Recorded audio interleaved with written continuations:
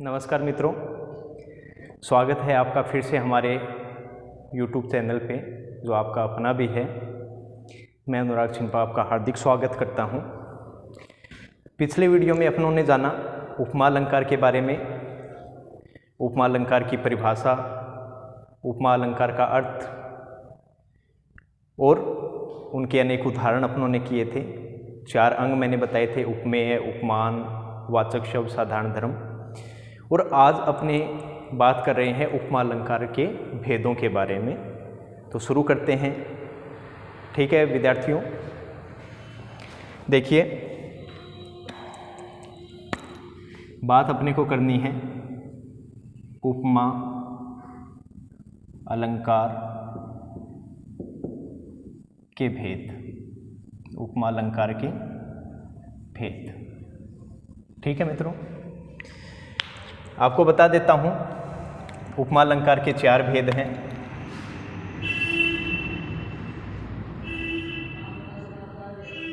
चार भेद हैं उपमा अलंकार के। सबसे पहला है पूर्णोपमा,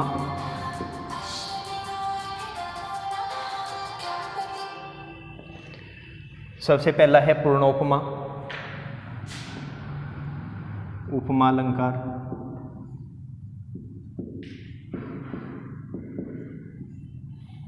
दूसरा है लुप्तोपमा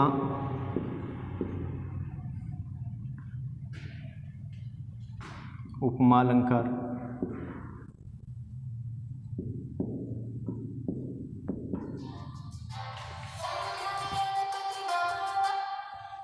तीसरा है, पहला पूर्णोपमा हो गया, दूसरा लुप्तोपमा हो गया। तीसरे अलंकार की अपने बात करते हैं, उपमा अलंकार के भेद की बात करते हैं, वो है मालोपमा उपमा अलंकार। तीसरा उपमा अलंकार का भेद है उपमेय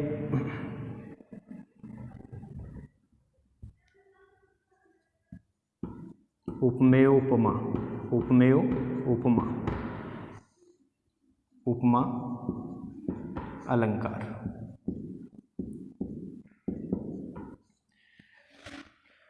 तो प्यारे साथियों, ये उपमा अलंकार के भेद अपने पढ़ रहे हैं और इन भेदों के अंतर्गत अपने 4 भेद देखेंगे। पूर्णोपमा उपमा अलंकार, लुप्तोपमा उपमा अलंकार, मालोपमा उपमा अलंकार, उपयोपमा उपमा अलंकार। तो ये 4 भेद हो गए।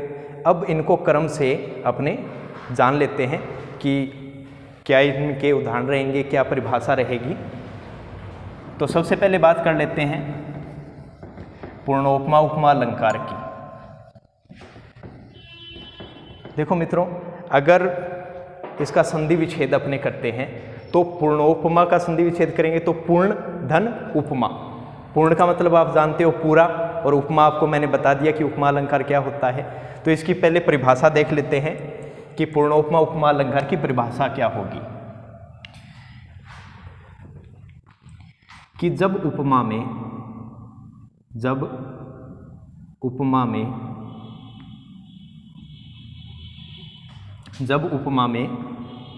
उपमेय,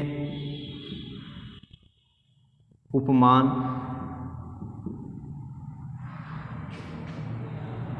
वाचक शब्द,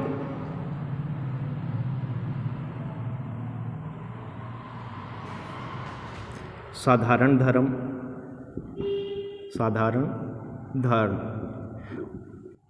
इन चारों का क्या हो, इन चारों का उल्लेख हो,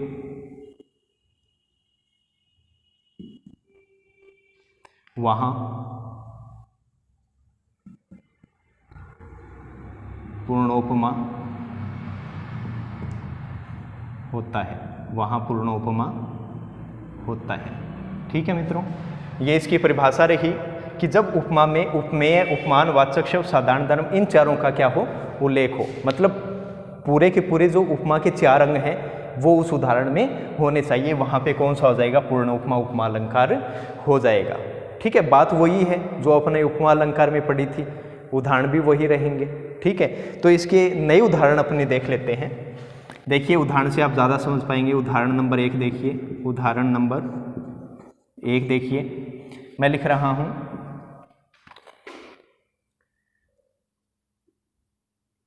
पीपर पात सरिस मंडोला।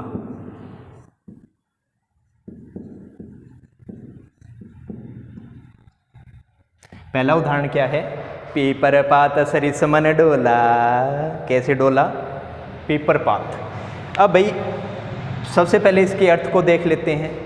इसमें उपमेय, उपमान, वाचक शब्द, साधारण धर्म है या नहीं, ये भी देख लेते हैं। कौन सी वस्तु की तुलना कौन सी वस्तु के साथ की गई है, ये भी अपने देख लेते हैं और पूरी तरीके से इसको सोल्व कर लेते हैं, जैसे मैथ को सोल्व करते हैं।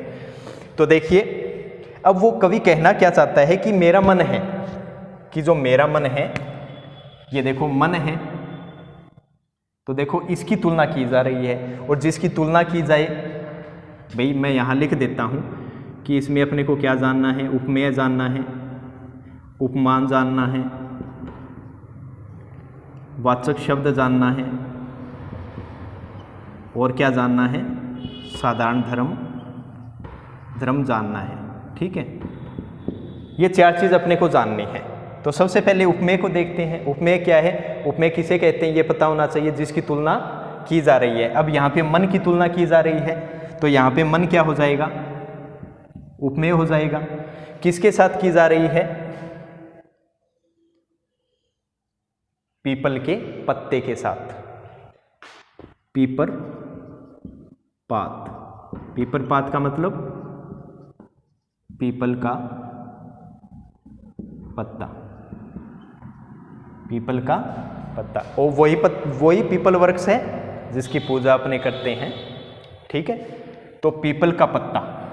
और पीपल का पत्ता कौन सा? ऐसा नहीं पेड़ पे लटका हुआ, नीचे सूख कर गिरा हुआ पत्ता। ठीक है, तो उपमान किसे कहते हैं? जिसके साथ तुलना की जा रही है। अब यहाँ पे मन की तुलना किसके साथ की जा रही है? पीपल के पत्ते के साथ। तो पीपल का पत्ता क्या हो गया? उपमान हो गया। अब अपने को वाचक शब्द देखना है। वाचक शब्द मैंने आपको बताए थे, सा, सी, से, सम, सरिस, सदृश आदि बताए थे। अब यहाँ पे देखिए, सरिस आया है कि नहीं आया? तो सरिस क्या हो जाएगा? सरिस क्या हो जाएगा? वाचक शब्द हो जाएगा कि नहीं हो जाएगा? ठीक है, और फिर साधारण धर्म। भाई हवा चलती है तो सूखा जो पीपल का पत्ता सूख कर नीचे गिर गया है, और जब हवा चलती है तो वो इधर उधर डोलता रहता है। डोलने का मतलब इधर उधर घूमना। ठीक है, तो साधारण धर्म क्या हो जाएगा? डोलना।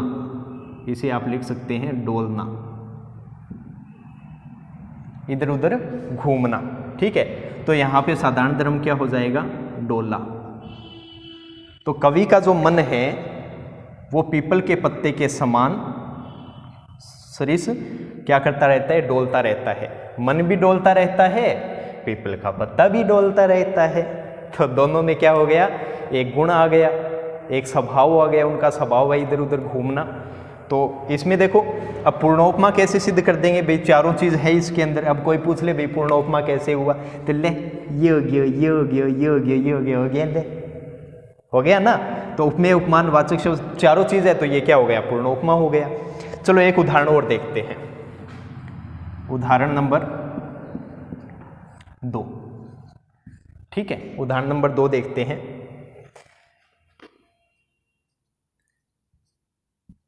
हंसने लगे, हंसने लगे तब हरि आहा।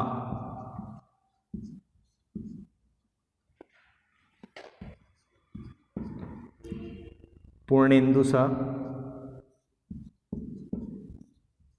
मुख खिल गया।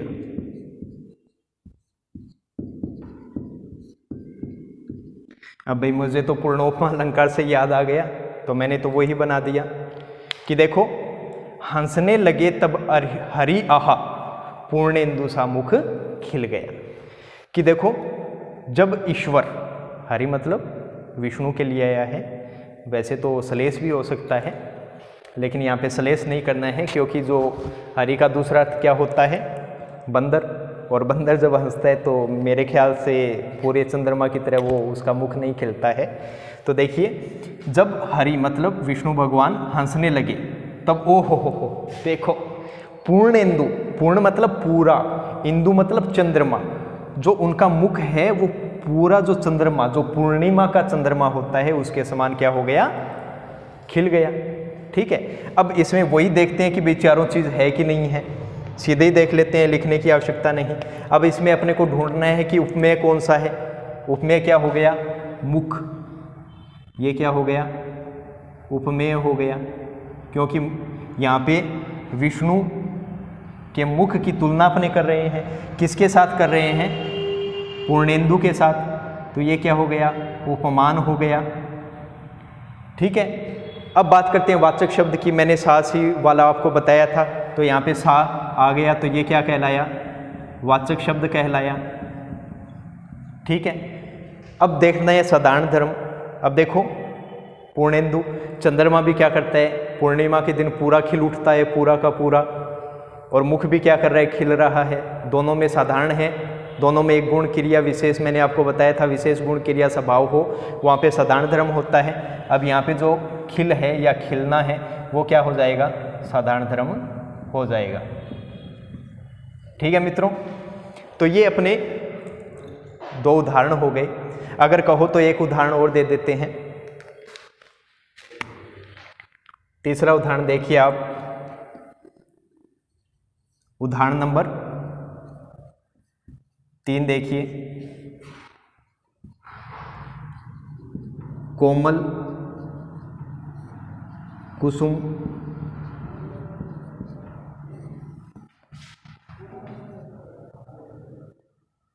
कोमल कुसुम समदेह, हाँ,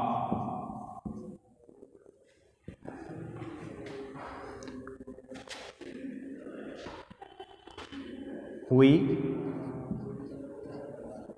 तप्त अंगारमयी। अब ये उदाहरण देखिए, कोमल कुसुम समदेह हुई तप्त अंगारमयी। अब इसके अंदर वही चारों चीज़ देखनी है अपने को। देखिए चारों चीज़ है कि नहीं है। अब इसमें उपमेय देखो, सबसे पहले उपमेय क्या है, देह। उपमेय क्या हो जाएगी, देह। आप लिख दो यहाँ पे उपमेय। क्यों, क्योंकि जो नायिका की देह है, मतलब जो नायक जब चला गया था तब विरह अवस्था के कारण नायिका की देह मतलब उसका शरीर है वो क्या था। अब यहाँ पे कुसुम मतलब पुष्प, कुसुम का अर्थ होता है पुष्प, तो ये क्या हो गया, उपमान। क्योंकि नायिका की देह हमेशा से ही किसके समान समझी जाती है, पुष्प के समान कोमल समझी जाती है। ठीक है, तो देखो उपमेय जिसकी तुलना कर रहे हैं नायिका के शरीर की, किसके साथ कर रहे हैं, पुष्प के साथ कर रहे हैं, उपमान हो गया। कुसुम के साथ कर रहे हैं तो उपमान हो गया। अब देखो सम, ये आ गया फिर से, ये क्या कहलाएगा, वाचक शब्द कहलाएगा। ठीक है, फिर वाचक शब्द आ गया सम। अब फिर कोमल, ये दोनों में साधारण धर्म है, क्योंकि पुष्प भी क्या है, कोमल, और नायिका का शरीर भी क्या है, कोमल है, तो ये क्या कहलाएगा, साधारण धर्म कहलाएगा। ये हो गया आपका पूर्ण उपमा उपमा अलंकार, एक भेद आपका पूर्ण हुआ, देख लेना अच्छे से। ठीक है, अब बढ़ते हैं आगे की ओर।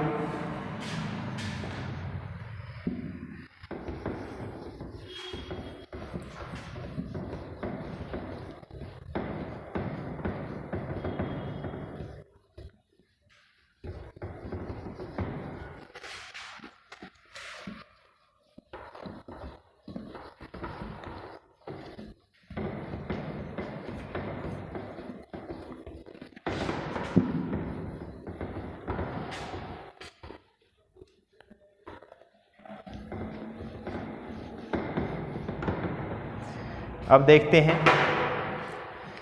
दूसरा उपमा अलंकार का दूसरा भेद। दूसरा कौन सा बताया था मैंने, दूसरा क्या बताया था, ख। लुप्तोपमा अलंकार।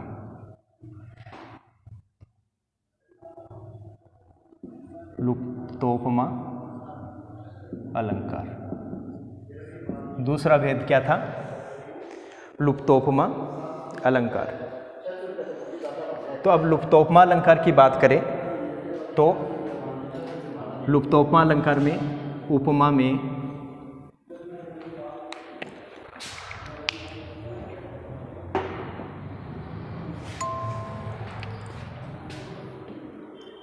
जब उपमा में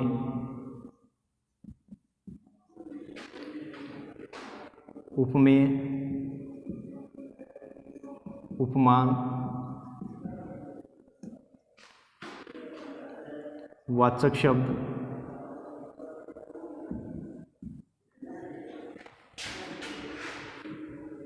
साधारण धर्म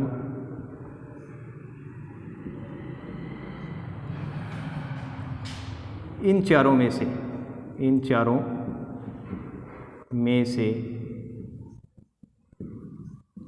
कोई एक या दो या तीन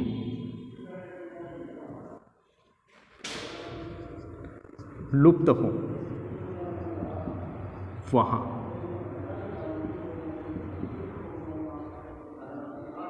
लुप्तोपमा होता है, वहाँ लुप्तोपमा होता है। तो देखिए साथियों कि जब उपमा में उपमेय, उपमान, वाचक शब्द, साधारण धर्म इन चारों में से कोई एक या दो या तीन लुप्त हो, वहाँ लुप्तोपमा होता है। ये साधारण सी बात है, क्योंकि नाम से ही पता चल जाता है लुप्त का मतलब गायब हो जाना। अब चार अपने पास अंग है, कोई भी एक गायब हो गया तो भी क्या हो जाएगा? लुप्तोपमा हो जाएगा। उदाहरण देखते हैं।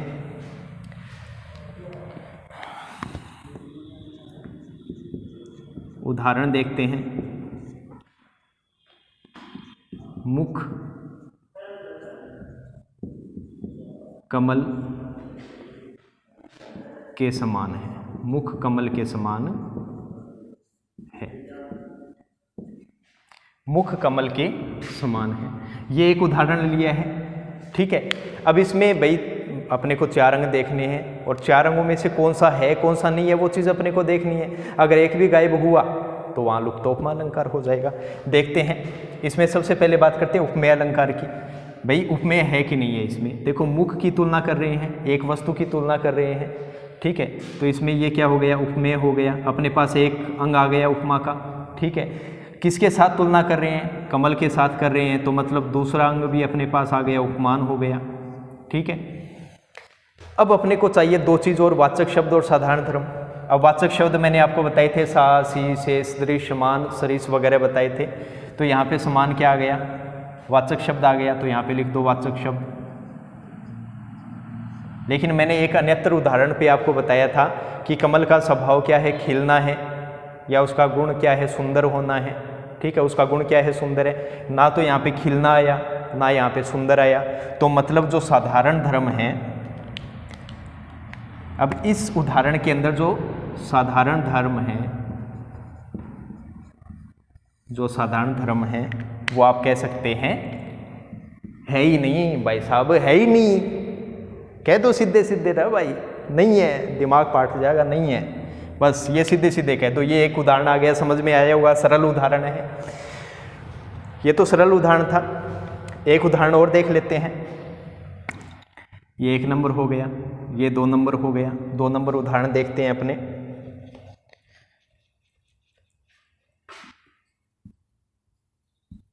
कुलिस कठोर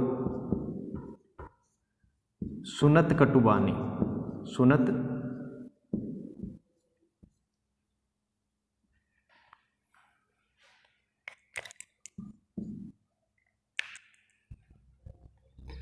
सुनत कटुबानी।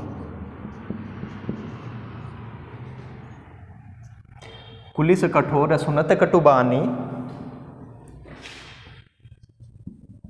बिलपत लखन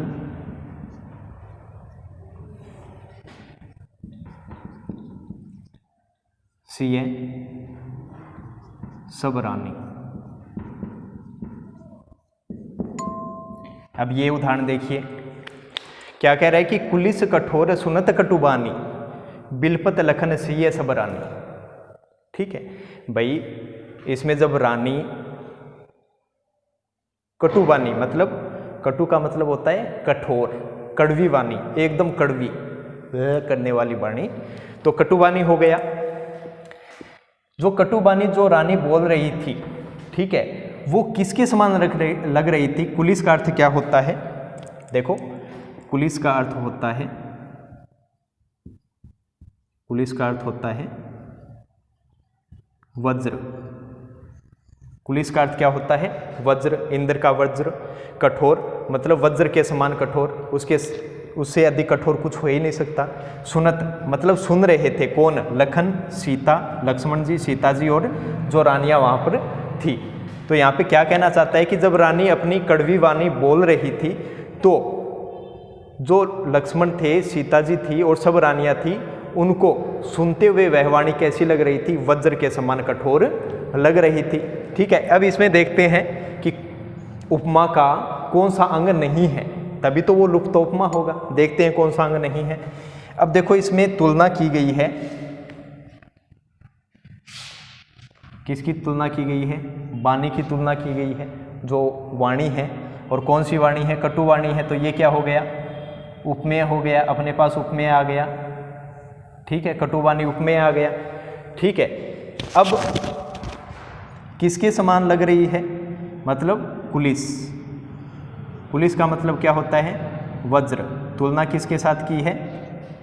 तुलना किसके साथ की है? वज्र के साथ। तो उपमेय कटुवाणी, उपमेय जिसकी तुलना कर रहे हैं, किसके साथ कर रहे हैं? कुलिस वज्र के साथ।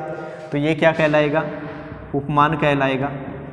ठीक है, अब इसमें देखो, अब वाचक शब्द जो अपने ढूंढते हैं, वाचक शब्द तो है ही नहीं, कहीं है ही नहीं।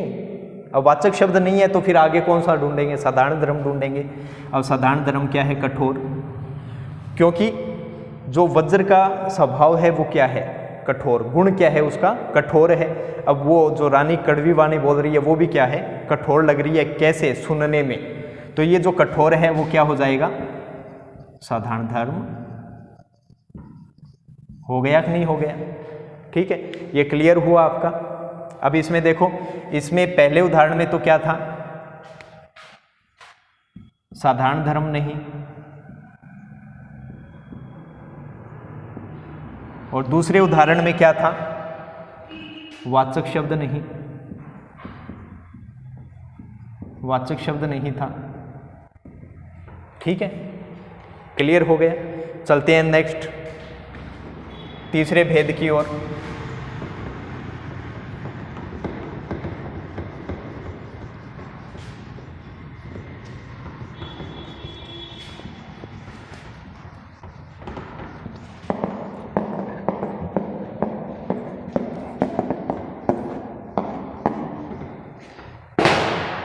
अब चलते हैं तीसरे भेद की ओर। तीसरा भेद मैंने क्या बताया था?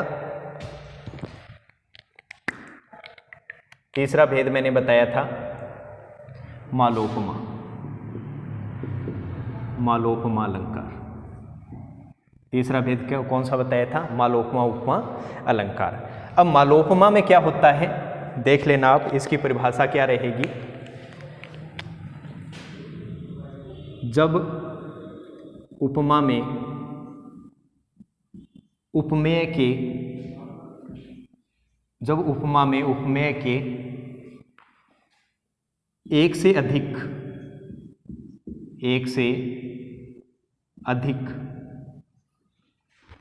उपमान, तो मालोपमा अलंकार जब उपमा में उपमेय के एक से अधिक उपमान दिए रहते हैं, वहां कौन सा होता है? मालोपमा अलंकार होता है। मतलब मालोपमा में क्या होता है? उपमेय तो एक होगा और उपमेय के जो उपमान है वो एक से अधिक होंगे। दे रखा है, जैसे उदाहरण से आपको ज़्यादा समझ में आ जाएगा। उदाहरण देख लेते हैं इसके। देखिए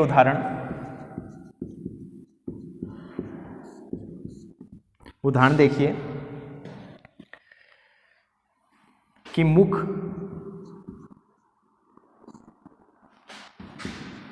चंद्र और कमल के समान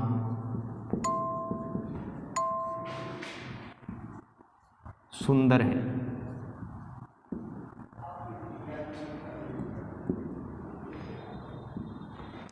मुख चंद्र और कमल के समान सुंदर है।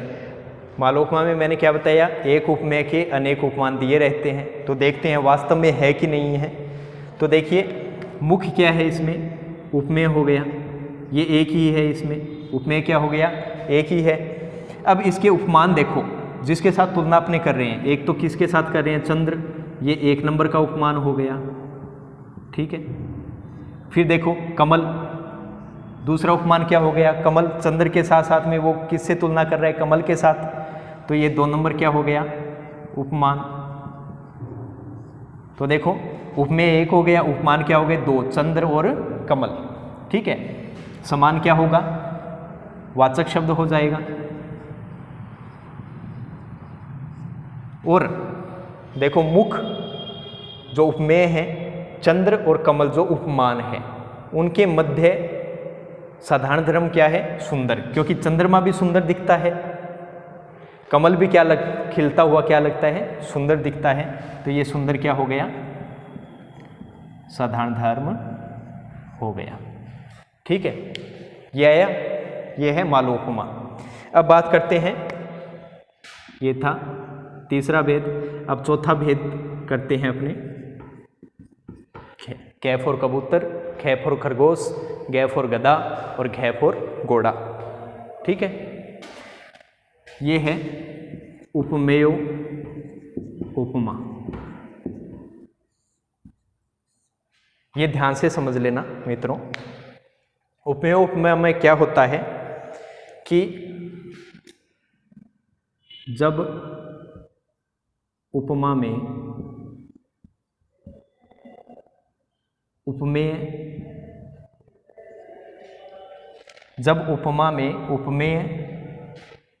और उपमान दोनों की आपस में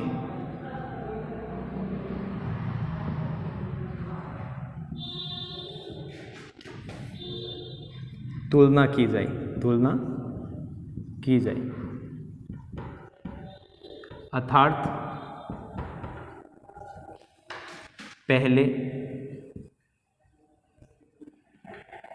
उपमेय को उपमान के समान बताना,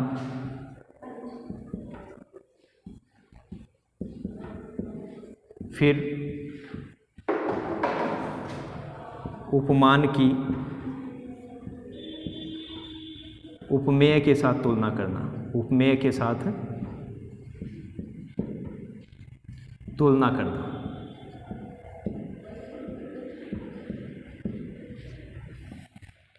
उपमेय उपमा में क्या होता है कि जब उपमा में उपमेय और उपमान दोनों की आपस में तुलना की जाए, अर्थात पहले उपमेय को उपमान के समान बताया जाए और फिर उपमान की उपमेय के साथ तुलना कर दी जाए। मतलब उपमेय और उपमान दोनों की आपस में ही समानता या तुलना की जाएगी। पहले क्या होगा कि उपमेय है उसको उपमान के समान बताया जाएगा, फिर उपमान की तुलना किसके साथ की जाएगी, उपमेय के साथ की जाएगी। मतलब दोनों का आपस में बताया जाएगा। उदाहरण से अपने देख लेते हैं। उदाहरण देखिए,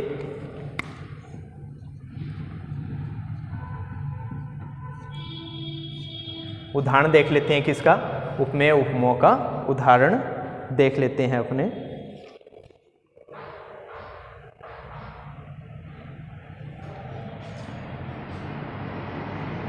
तो मुख सोहत है, ससीसो, तो मुख सोहत है ससीसो। अरु, तो मुख सोहत है ससीसो अरु। सोहत है शशि तोमुख जैसो।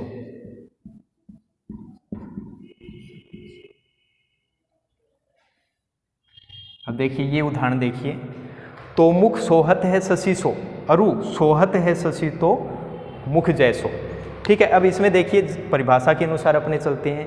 भाई पहले तो उपमेय की जो तुलना है वो उपमान के साथ करेंगे, फिर उपमान की तुलना किसके साथ करेंगे, उपमेय के साथ करेंगे। पहले इसमें उपमेय पता होना चाहिए अपने को, उपमान पता होना चाहिए। तो उपमेय इसमें क्या है, मुख। उपमेय क्या है इसमें, मुख। तो सबसे पहले इसका पता कर लिया, ये क्या हो गया, उपमेय। ठीक है, अब बात करनी है अपने को उपमान की। उपमान क्या है इसमें, शशि। ये क्या हो गया, उपमान। भाई वाचक शब्द दे रखा है क्या इसमें, तोमुख सोहत है शशि सो, अरु सोहत है शशि तो मुख। तो देखो जैसो है और ये सो है, वाचक शब्द है, ये क्या है, वाचक शब्द। ये भी क्या है, वाचक शब्द हो गया। ठीक है, अब साधारण धर्म क्या है, शोभा देना। सोहत ये क्या हो गया, साधारण धर्म हो गया। सोहत मतलब शोभा देना। ठीक है, अब देखो सबसे पहले अपने को उपमेय की उपमान के साथ तुलना करनी है। तो देखो उपमेय है तो मुख, मतलब तुम्हारा जो मुख है, उपमेय की तुलना कर रहे हैं अपने शशि। शशि का मतलब चंद्रमा, कि तुम्हारा मुख है वो चंद्रमा के समान, सोहत मतलब शोभा पाता है। पहले तो देखो उपमेय की तुलना किसके साथ कर दी, शशि, उपमान के साथ कर दी। अब अगली लाइन में देखो अरु मतलब और, सोहत है शशि तोमुख। तो अब देखो शशि आ गया पहले, अब ये उपमान है ना। अब सोहत मतलब शोभा देता है, चंद्रमा किसके समान शोभा देता है, मुख, उपमेय के समान। भाई पहले तो कह दिया कि तुम्हारा मुख है वो शोभा पाता है, किसके समान, चंद्रमा के समान। भाई उपमेय की उपमान के साथ कर दी। अब इसका उल्टा देखो, फिर उसने क्या कहा है, अब जो चंद्रमा है वो भी तुम्हारे मुख के समान शोभा पाता है। पहले मुख चंद्र आ गया, शशि आ गया, और फिर शशि मुख आ गया। कि भाई ऐसा है कि जो भाई ऐसे कहे कि यार तुम्हारा मुख तो, तुम्हारा चेहरा तो चंद्रमा के समान लग रहा है, पहले उसको बोल दिया कि तुम्हारा मुख चंद्रमा के समान लग रहा है, उपमेय उपमान। ठीक है, फिर शशि को देखा कि यार कि ये शशि भी उसके मुख के समान शोभा पा रहे हैं, मतलब दोनों एकदम खास है। तो ये क्या हो जाएगा, उपमेय उपमा हो जाएगा। इस प्रकार अपना उपमा अलंकार भी क्या होता है, पूरा होता है। चारों भेद मैंने उपमा के आपको बता दिए हैं, और उम्मीद करता हूँ आपको बहुत अच्छे से समझ में आया होगा। और प्लीज़ अगर समझ में आ रहा है, अच्छा लग रहा है और आगे अपना साथ बना रहे, तो प्लीज़ हमारे चैनल को लाइक कीजिए, शेयर कीजिए और सब्सक्राइब कीजिए। जय हिंद साथियों, मिलते हैं नेक्स्ट वीडियो में।